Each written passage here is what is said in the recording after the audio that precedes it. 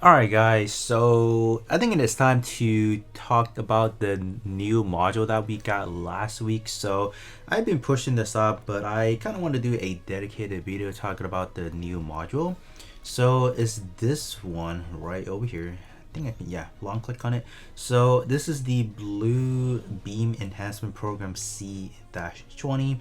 So this one is actually one of the powerful one on global right now because I don't think any of the other color has a 30% stacking up to 2 times.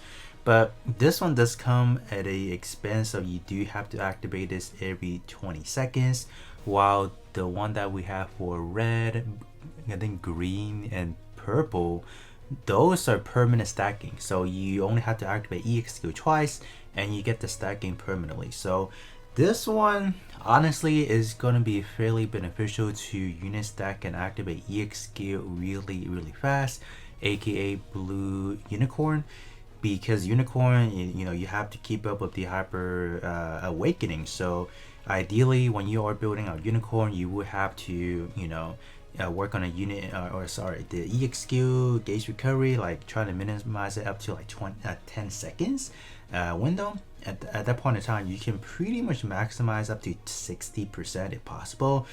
But other than that, I feel like for Blue Element, this one, the one we have got a long time ago, I think this one is still, for most of the unit, is going to be a better one to use. So that's just kind of how I'm thinking about that.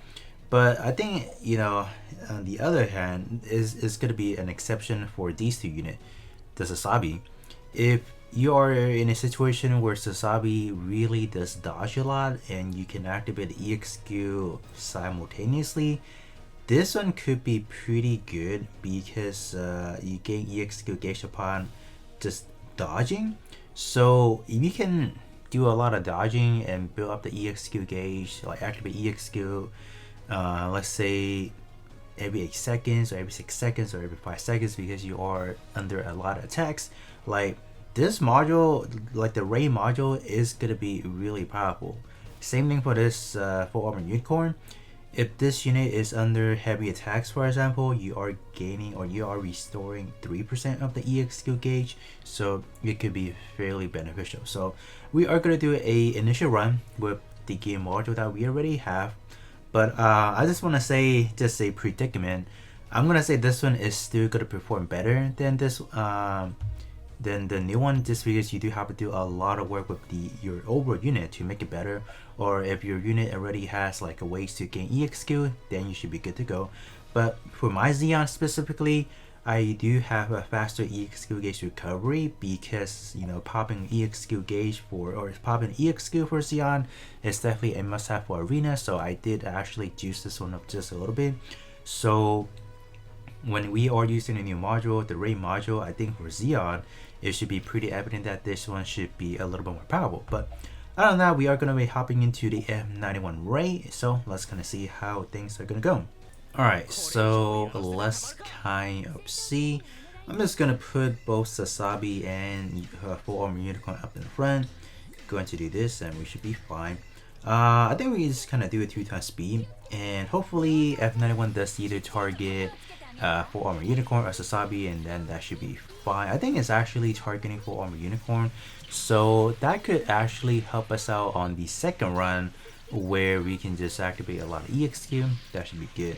But so far, wow, I'm actually surprised a full armor unicorn is actually on par with Xeon, because in terms of the full armor unicorn, I don't really have a lot of investment into it. I pretty much stripped everything out because I'm not really using it anymore. But in terms of this one, it's actually doing pretty darn good. Okay, I'll definitely take that. Yeah, and these co-ops, these units are still pretty powerful. Okay.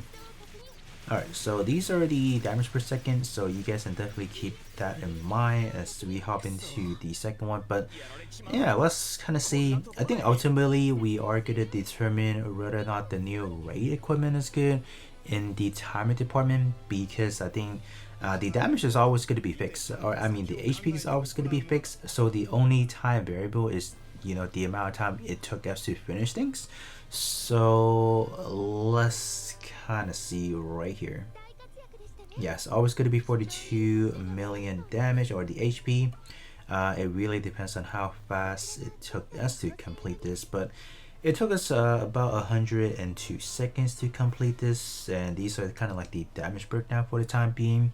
So what I'm going to do now, I am going to apply the ray equipment to all the units, and we're going to come back around to see how things are going to do. Alright, so we are hopping back in. Pretty much going to be the same rotation, so let's kind of get started.